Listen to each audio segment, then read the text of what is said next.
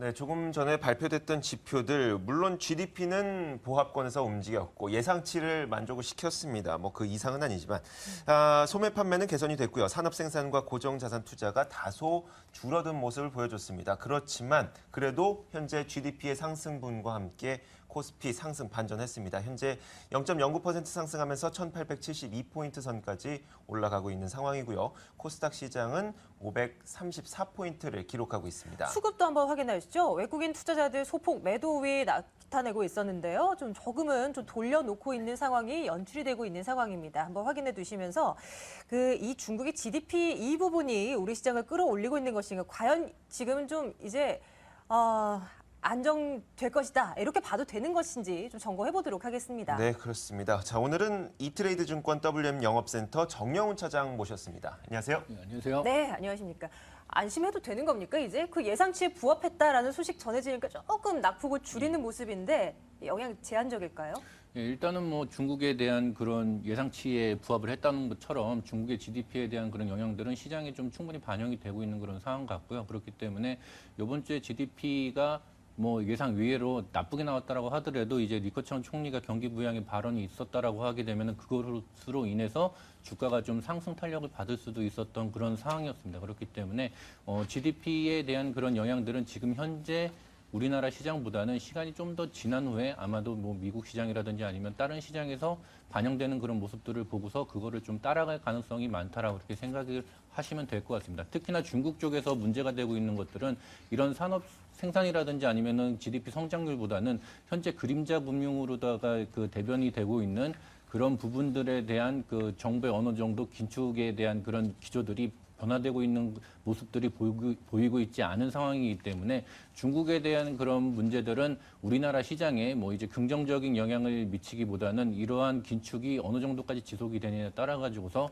상승을 좀 제한을 시킬 수 있는 그런 그 재료로다 앞으로다가는 좀 바뀔 수 있다라고 하는 점들도 염두에 두시면 될 것 같습니다. 그렇기 때문에 현재 GDP 발표에 대한 것들은 예정된 좀 호재라고 이렇게 반영을 하시면 될 것 같고요. 이것 때문에 지수가 또 이제 1900선을 또 뚫고 올라가는 그런 새로운 상승 탄력을 받기에는 좀 모자라지 않나라고 하는 생각입니다.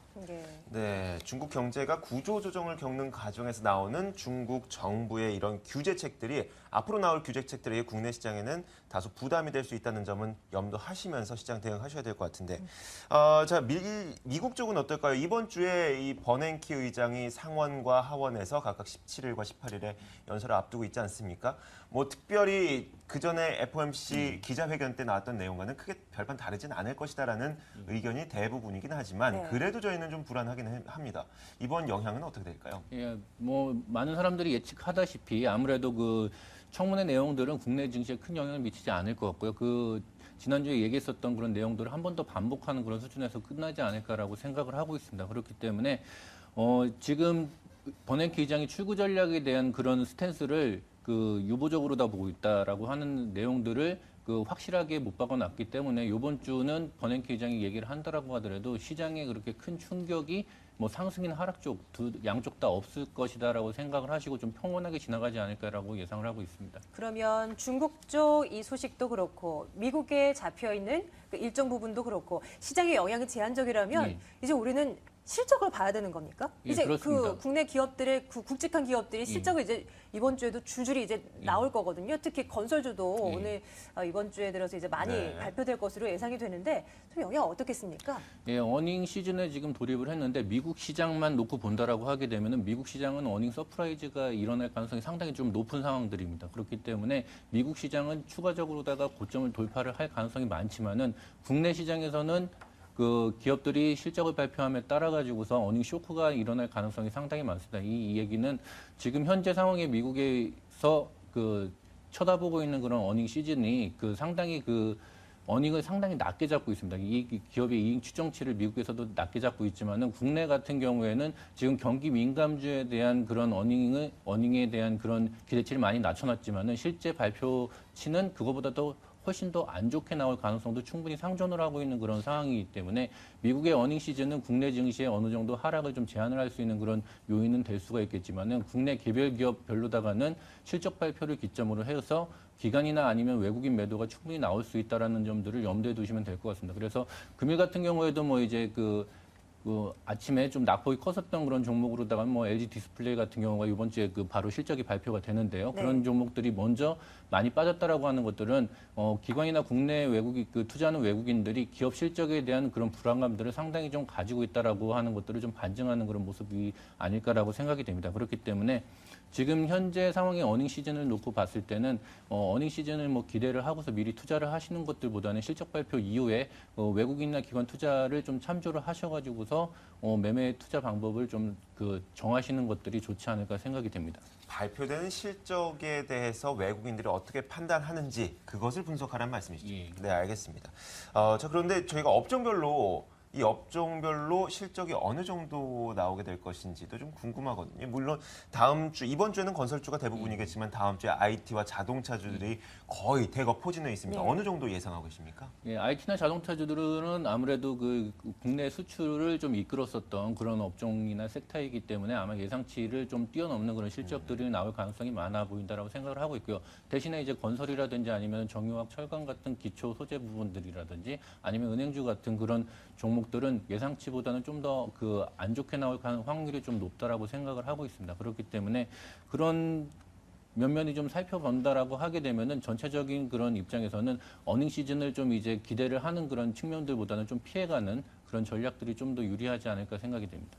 어떤 쪽으로 집중하는 것이 보다 유리하다고 보십니까? 그러면? 예, 일단 뭐 지수가 1870까지 지금 올라와 있는 이런 상황에서 예. 뭐 이제 추가적으로 그 1900을 돌파를 할 수 있는 그런 어떤 모멘텀은 국내 실적을 가지고서는 상당히 좀 부족한 그런 상황들입니다. 뭐 특히나 이제 외국인 매도로 인해 가지고서 국내 증시가 하락을 했던 만큼 국내 증시로 외국인의 자금들이 좀 유입이 되는 그런 확실한 시그널이 있어야 되는데 그런 것들은 아마도 지금보다는 뭐 8, 9월 달 이후로 다 지나가야지 좀 확인할 수 있는 그런 상황들이기 때문에 지금 현재 상황에서는 업종을 좀 불문하고서 1870 이상인 1900 근처에 간다라고 했을 경우에는 현금 확보에 좀 주력을 하시는 게 좋으실 것 같고요. 아하, 네. 그리고 대형주는 현금 확보를 하시고 중소형주들은 실적이 호전되는 종목들이나 아니면 앞으로 실적이 호전될 종목들에 대해서 단기적인 투자를 병행을 해나가신 전략이 좋지 않을까 생각이 됩니다. 그렇다면 이번 주 시장에 대한 전망은 사실 뭐 별 영향 없을 것이다. 좀 계속해서 횡보할 것이다. 이렇게 전망하고 계신 겁니까? 예, 그렇습니다. 이번 주는 그 대변수들이 상당히 좋기 때문에 네. 이번 주는 좀 1870선을 기점으로 해가지고 좀 횡보할 가능성이 많다라고 생각이 되는데요.